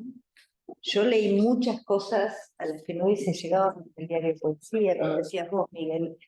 Y más que las extranjeras, bueno, muchas cosas latinoamericanas y algunas argentinas, nunca hubiese leído Inchauspe, por ejemplo. No hubiese llegado a Inchauspe porque las ediciones son ediciones medio escondidas, y cuando Inchauspe se hizo más visible en parte porque el diario lo hizo visible, ¿no? Pero aparte de eso, me parece que las revistas posteriores o los poetas posteriores, ahí me parece que se nota bastante, pasaron por el diario, claramente. Digamos que así como yo me las tuve que rebuscar cuando era adolescente, ¿no? Con bibliotecas de tíos, ¿no? Qué sé yo, cuando yo iba al secundario, no sé, digamos. Bastante bien, ¿eh? Bueno, otra persona X tenía unos tíos o algún lugar donde buscaba poesía, digamos, en la biblioteca de la escuela, en la biblioteca municipal, ¿no? Yo tuve una adolescencia en dictadura, además. Digo, los que publicaron después, que ahora ya son grandes, pero los Gambarotas, seguramente los Durán, esa gente, Laura Whitner, esa gente pasó por el diario de poesía, leyó poesía en el diario de poesía. Si no, no hubiese sido, digamos, tuvo como una incidencia en la poesía, ¿no? De ahí después que el objetivismo, en realidad de Gambarota, es un objetivismo que pasó por Rákosi, y todo lo que no apareció del objetivismo en el diario, ¿no? Que el objetivismo quedó como se armó como un dispositivo que era lo que necesitaban ellos, un poco de Rapaun, algo de Williams, ponele, Carlos Williams, pero no era el objetivismo, ¿no? Pero para mí fue el lugar donde leímos poesía generaciones de la época de Martín y de Daniel, un poco anteriores, y durante varias generaciones. Que si no...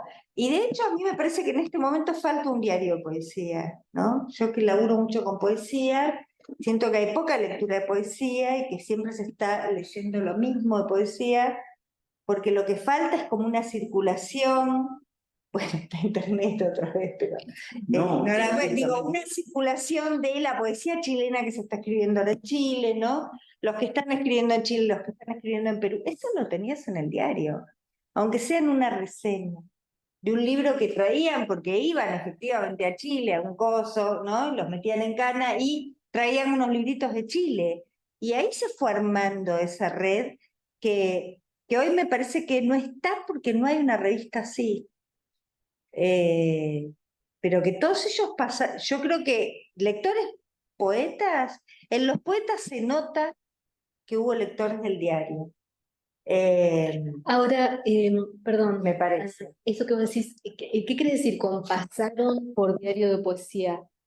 Que eran- Leyeron poesía en el diario de poesía en vez de ir a una biblioteca, digamos, y que también, no existe por otro lado, ¿no? y también fueron promocionados por la revista, También, ¿no? sí, muchos de ellos sí, otros no. Yo conozco, qué sé yo, gente que nunca publicó en el diario, pero que leyó Digo, para y pensar que la tiene revista. la colección del diario, ¿entendés? Ujú,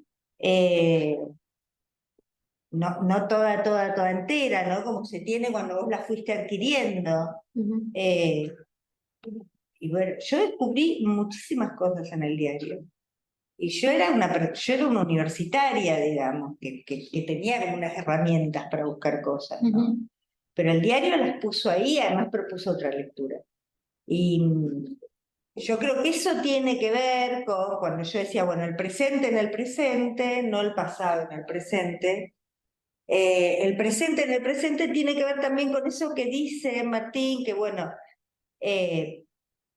que nosotros hay que estar en la calle, ¿no? Por eso yo digo, bueno, cuando aparece esa foto yo puedo empezar a hablar porque efectivamente lo que se necesita es una revista, no una biblioteca municipal, ni una biblioteca nacional, ¿no? Sino una revista donde circule la poesía y uno pueda seguir leyendo qué está pasando, ¿no? Que ahora te enterás, ponele por las redes, ¿no?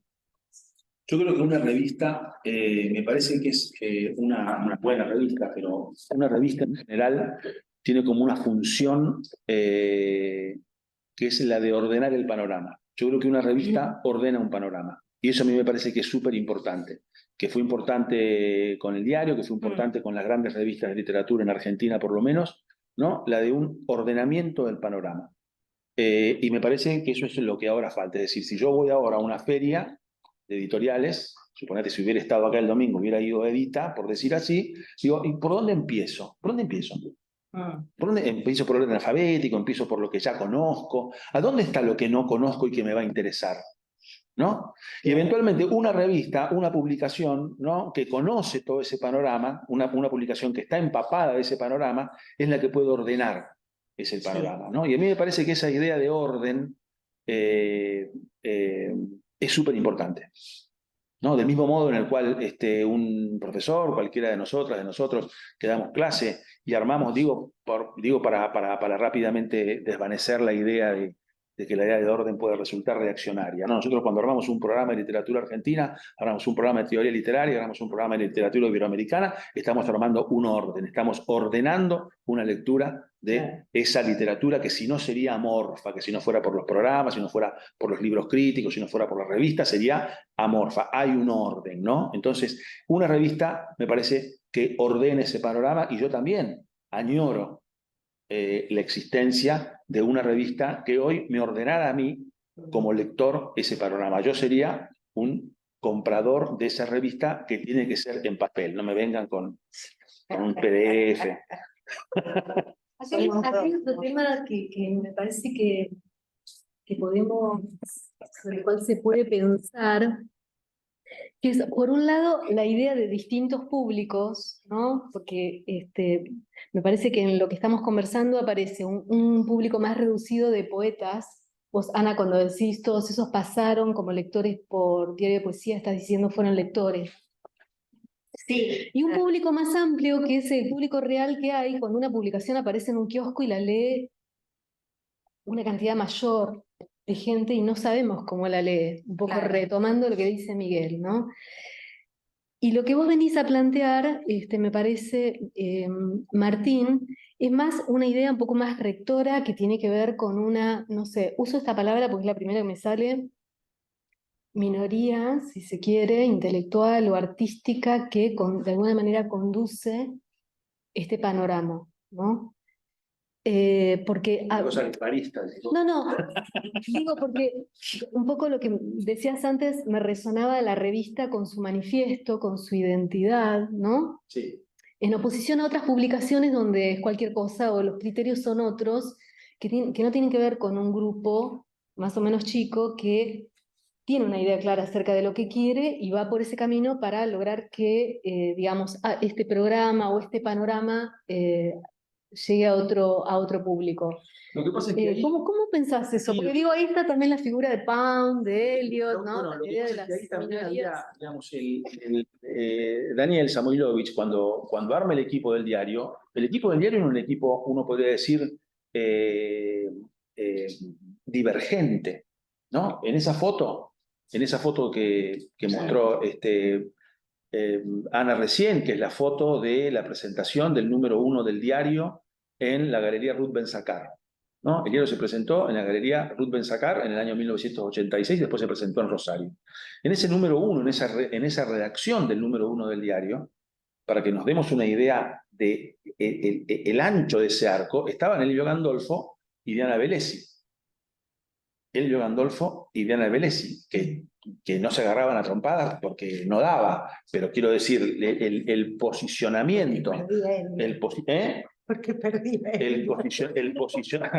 el posicionamiento que tenían en un montón de temas poéticos, de género, ya entonces, Diana y Elvio, ¿no? Y estaba Mirta, o sea, no había ahí no éramos un grupo preexistente. Es decir, para mí la gran inteligencia de Daniel Samoilovich fue que no armó un grupo preexistente que nos dijo a Helder y a mí, che, vengan y hagamos los tres una revista. Hubiera sido un plomazo esa revista, hubiera durado 3 números. Entonces, esa revista es una revista que, al incorporarlo a Elvio, al incorporarlo a Daniel Freidenberg, al incorporarlo a Fondebriga, que también venía de otro lado, al incorporarlo a Ricardo Ibarlucía, a Mirta, a Diana, es decir, arma como un ordenamiento, yo diría, hay un ordenamiento, pero hay un ordenamiento que es ancho, no es un ordenamiento de minorías, aunque finalmente también es una minoría. Pero ese ordenamiento inclusive incluye secciones del diario que eran importantísimas. Yo la acabo de recordar ahí, la agenda. La agenda del diario era un lugar por el que mucha gente empezaba a leer el diario, porque estaban los concursos. Si estaban los concursos seleccionados, nosotros seleccionábamos concursos buscando por todos lados, en los diarios, en revistas, el concurso de Sevilla, el concurso de no sé qué, el concurso de allá. Entonces había títulos que, por ejemplo, me acuerdo que uno de los primeros números, que era una cosa muy atractiva, que se decía, están tirando la poesía por la borda, porque poníamos en una publicidad, supongamos, $50.000 en premios. ¿No? Porque la suma de todos los premios que nosotros estábamos publicitando en el diario daba 50.000. Luego decía $50.000 en premio. Entonces, claro, Ricardo Herrera se quería morir directamente porque se hablaba de dinero. Y nosotros hablamos de dinero. Nosotros hablábamos de dinero.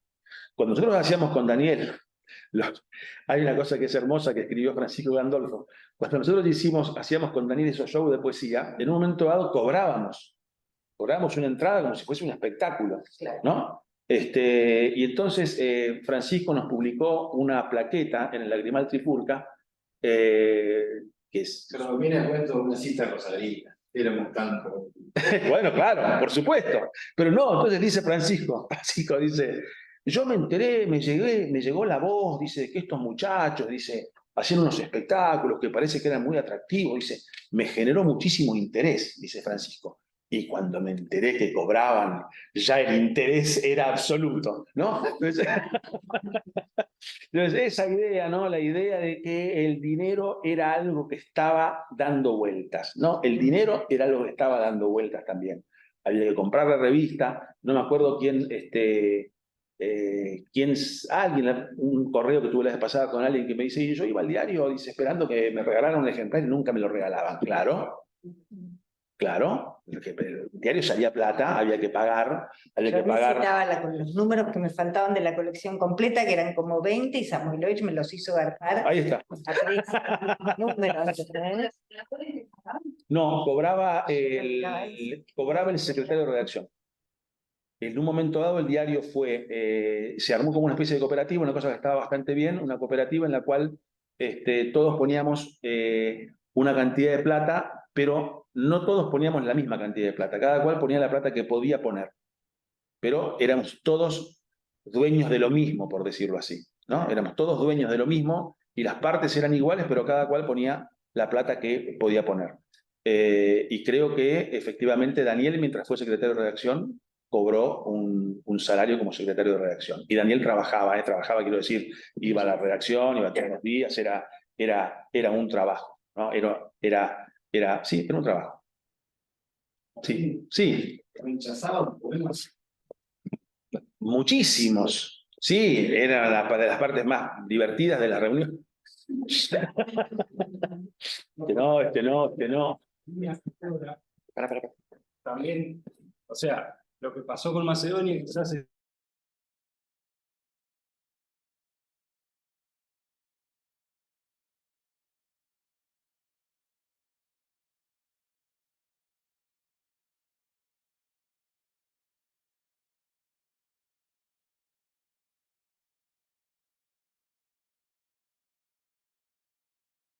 una cierta,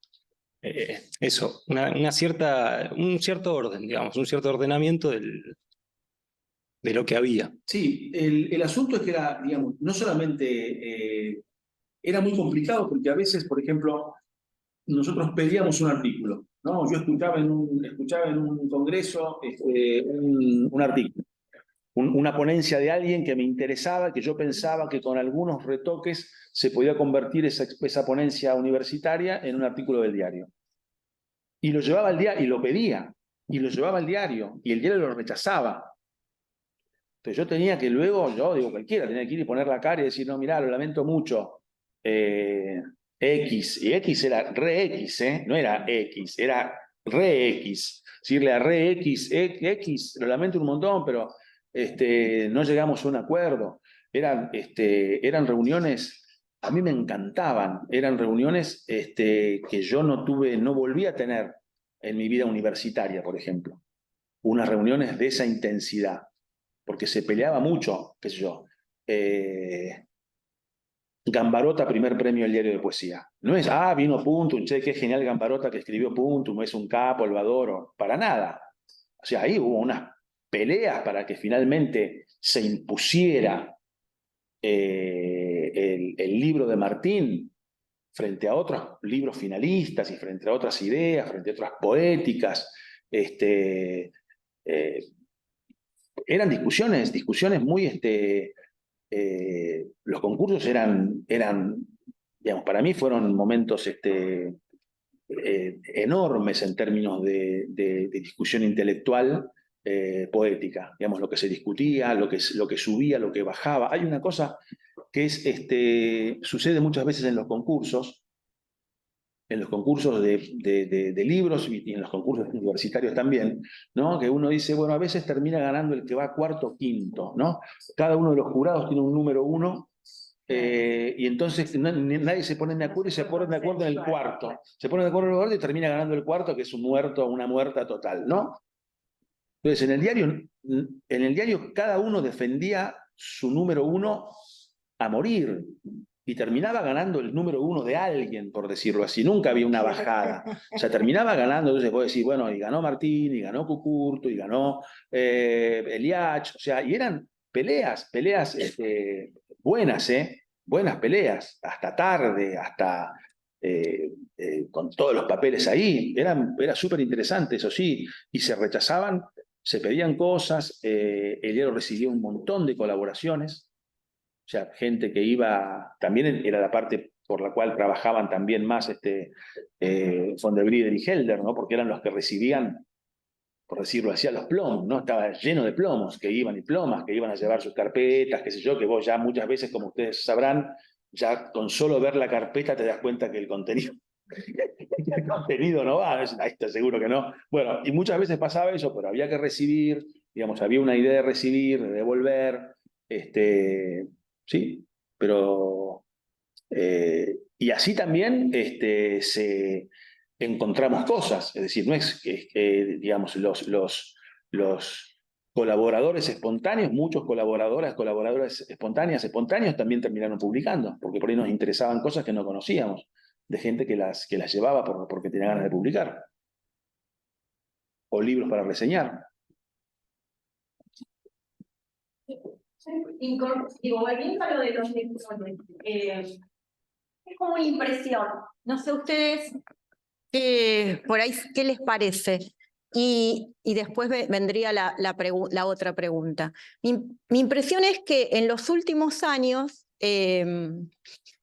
Diario de Poesías, que es algo que creo, no sé, digamos acá los especialistas en revistas, por ahí después me pueden decir, creo que no pasa, o yo no lo tengo registrado que pase con otras revistas o que sea habitual, se convirtió, digamos, o sea, no solo en parte de la bibliografía como documento, sino en bibliografía hasta crítica y teórica. Va marcando, digo, en las últimas tesis que se estuvieron escribiendo, artículos, va marcando como un modo de leer, ¿no? Y no solo se lo cita, insisto, como fuente crítica, sino que aparece como el horizonte, como modo de leer, como digamos, se leen determinados autores o determinados momentos de la historia de la poesía desde la revista.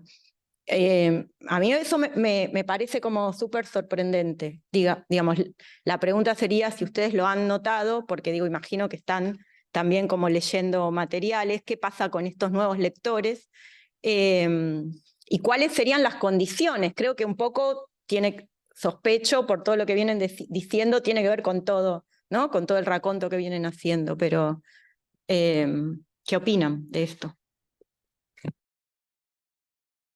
No sé si tengo una opinión o si entendí bien la pregunta. En realidad, yo creo que Diario de Poesía está en las bibliografías universitarias, porque hay cosas que siguen sin estar en otras bibliografías universitarias, ¿no? Eso tiene que ver con... en parte con una idea que está más asociada a la crítica de poesía, que es el ensayo, la reseña larga, ¿no? Como unos géneros un poco más blandos y que también son lugares que le fue dejando, digo, libros sobre poesía, no vende lo mismo, supongo, que un libro sobre narrativa, ¿no? Eso como el género. Y entonces me parece que está en ese sentido, ¿no? Y sí, como lectura, bueno, es como, para mí es como como uno de los objetos de cajón, cómo leyó el Diario de Poesía. Yo leí eso todo el tiempo cuando leí el Diario de Poesía. Cómo leyó el Diario de Poesía. Y me dediqué a eso, a ver cómo leía el Diario de Poesía, porque de hecho, incluso cuando en el Diario de Poesía aparece poesía sin ninguna nota, digamos, marginal, sin ninguna reseña, sin ningún ensayo, porque aparece poesía, ahí ya hay una lectura, ¿no? En ese armado. Entonces, sí me interesa, porque creo que fue una en serio, creo que fue una de las máquinas de leer poesía y de incidir en la crítica sobre poesía más importantes. Porque esto que decían recién, bueno, yo voy poniéndola a las tapas, ¿no? Y ustedes hablaban de cómo se arma, y Martín decía la banda ancha, ¿no? Que era una avenida ancha.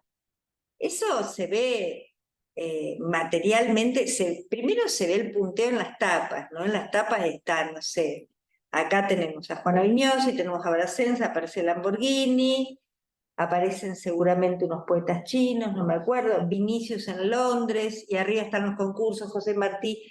Es decir, la tapa en sí misma es un montaje de cosas muy disímiles, Patti Smith y Rapau, qué sé yo, ¿no? Eso por un lado, pero además está todo el tiempo en relación con lo heterogéneo, ¿no? A mí me parece que eso trajo el diario. Si vos lees las revistas del momento, por ejemplo, Último Reino, yo ahora hice el ejercicio de volver, porque AIRA nos permite esto y por ahí nos condenó a esto, a volver a revistas. Entonces volví a mirar todo Último Reino, volví a mirar todo Zul y volví a mirar Lanza el Ratón, ¿no? Y esta es una revista que aún hoy podés leer, y Último Reino es una revista que no podés leer. Y no la podés leer porque es una revista, primero que es un cajón, que tiene cero diseño, quiero decir, porque ahora es muy importante eso. Y además porque publica la poesía de ellos y la que les gusta a ellos, ¿no? Es la de ellos nada más, ¿entendés? Entonces vos ahí, está bien si vos querés leer o vos querés trabajar, pero digo, como revista para ver qué está pasando, lo que aparecía ahí era Blake, Novalis, Milton y Víctor Redondo, no me salen, bueno. Víctor Redondo, y Víctor Redondo, y Víctor Redondo. El vasco. Susana Villalba, digamos, los que escribían ahí, ¿no? Entonces es una revista, esa es una revista de un grupo. Perdón, para Y aclarar, esta no. una pregunta para aclarar tu pregunta. Vos, Sara, cuando haces esa pregunta, ¿te referís a como bibliografía para el estudio o para pensar? No de cualquier, de la poesía de la 90, o No, pensar, no, en general. Lagrimal, no sé, una tesis sobre Lagrimal Trifulca, digamos, discute, se baja, se obtiene en base a Pero y claro, Lagrimal, digo, es que no lo hizo una nadie tesis. antes. Se trabaja con el dossier de Lamborghini y el lugar que ocupa, digo, esta función de orden de la que hablaba Martín, tiene una incidencia en la producción académica sobre poesía hoy, digamos, y lo que, digo, tal vez exagero, por eso un poco lo preguntaba, porque es una impresión que tengo. Me parece que Diario de Poesía, como revista, está a la misma altura que el resto de la bibliografía sobre poesía en los trabajos académicos, ¿no? Ordena la discusión, marca modos de lectura, arma una tradición. No sé si ahora se entiende. Es muy Pero importante es una hipótesis. me parece a mí que es muy importante en esto que vos decís, la digitalización, ¿no? El hecho de que la digitalización, Claro. el hecho de que el diario ahora sí esté, me acuerdo que hace unos años me había llamado Ana, que estaba con Miguel y con Monteleone detrás de la digitalización del diario, Sí. ¿no? Sí. ¿Viste? Sí, que ni estábamos hablando. Sí, recibí un correo digitalizado. conjunto. Estamos detrás de esto. Bueno, finalmente se digitalizó. La revista finalmente se digitalizó y para mí eso le da una vida nueva a la revista, que es muy importante también, ¿no? Porque efectivamente, digamos, en los programas, en el mundo de la universidad, cuando vos decís, bueno, Urondo, el dossier del diario, Lamborghini, el dossier del diario, Juana Vignosi, el dossier del diario, El Lagrimal, el dossier del diario, Paco Urondo, el dossier del diario. Pero a su vez eso estaba ausente, o a veces estaba en presencia única de ese dossier para ese lector que lo andaba rastreando por ahí. Y a mí me parece, que la digitalización del diario tiene, para la revista, digo, en general, tiene el mismo valor que tuvo para nosotros hace 30 años la edición facimilar que hizo el Fondo Nacional de las Artes de la revista Martín Fierro, Claro. ¿no? Cuando Horacio Salas, como director del Fondo Nacional de las Artes, ¿no? Abolición del servicio militar obligatorio y publicación facimilar de la revista Martín Fierro, los dos hitos del gobierno de Carlos Menem, ¿no es cierto? Entonces, sacan eso. ¿Qué sabíamos nosotros de Martín Fierro? Veíamos antologías de los textos, ¿no? O unas cosas que sacó Centro Editor que se vendían dobladas o reducidas, ¿no? Pero cuando nosotros vimos la revista real con el tamaño real que tenía, eso te da una dimensión del proyecto, ¿no? Porque una revista, obviamente, y ustedes acá todos lo sabemos, una revista también es la gráfica, ¿no? Una revista es la gráfica. Entonces, cuando vos ves los dibujitos, las caricaturas de Lugones y todo lo demás, eso mismo pasó con el diario cuando el diario pasó a verse en su dimensión completa una vez que se subió ahí al archivo de Silvia, claro. Aunque es otro objeto ahora. Es otro objeto, es otro objeto. En su temporalidad completa, en su dimensión completa. Claro, tal cual, sí, sí. Se ve En todo en su temporalidad completa, sí, en su temporalidad completa. es objeto de otras miradas también, de Sí. miradas distintas. Sí, ¿No?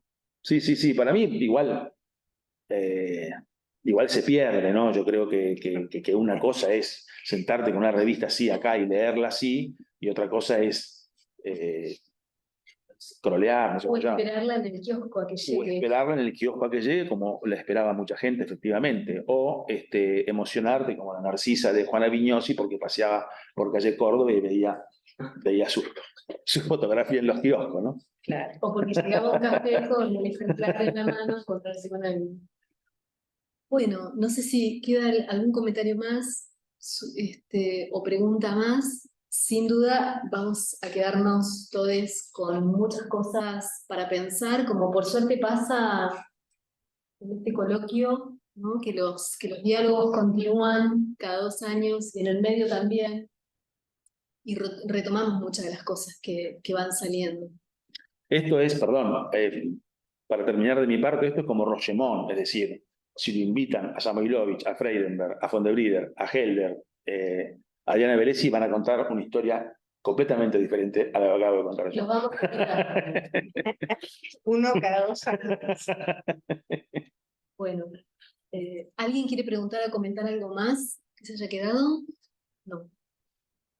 Bueno, muchísimas gracias.